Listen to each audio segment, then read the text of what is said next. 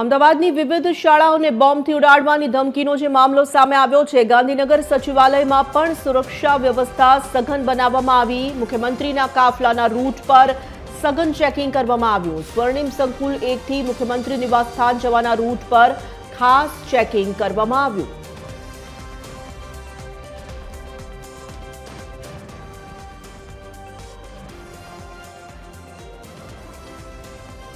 મુખ્યમંત્રીનો કાફલો જે રૂટ પરથી પસાર થાય છે ત્યાં ખાસ ચેકિંગ હાથ ધરવામાં આવ્યું હતું। અમદાવાદની કેટલીક શાળાઓને બોમ્બથી ઉડાડવાની જે ધમકી મળી હતી તેના પગલે તેની અસર ગાંધીનગર સુધી જોવા મળી રહી છે। ગાંધીનગર સચિવાલયમાં પણ સુરક્ષા વ્યવસ્થા સઘન બનાવવામાં આવી છે।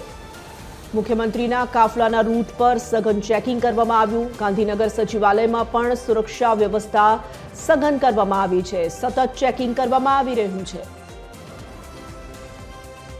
ઓનલાઈન પર એસોસિએટ એડિટર સોનલ અનડકટ જોડાઈ ચૂક્યા છે। સોનલ, ગાંધીનગરમાં પણ અમદાવાદની શાળાઓને બોમ્બથી ઉડાડવાની ધમકીનો જે મામલો છે તે પહોંચ્યો હોય તેમ લાગી રહ્યું છે। સુરક્ષા વ્યવસ્થા ગાંધીનગર સચિવાલયમાં સઘન કરાઈ છે। જી, અમદાવાદમાં જે પ્રકારે વિવિધ શાળાઓને બોમ્બથી ઉડાવવાની ધમકી અત્યાર સુધીમાં સામે આવી છે, જો કે હાલમાં જ પ્રવક્તા મંત્રી જીતુ વાઘાણી તરફથી સ્પષ્ટતા કરવામાં આવી છે કે આ શાળાઓમાંથી કંઈ પણ વાંધાજનક હજી સુધી મળ્યું નથી અને તેમ છતાં રાજ્ય સરકાર સતત આ પરિસ્થિતિ પર નજર રાખીને બેઠી છે। કંઈ પણ અજુગતું ન બને તે માટે સતત સરકાર અને ખાસ કરીને પોલીસ વિભાગ પ્રયત્નશીલ છે।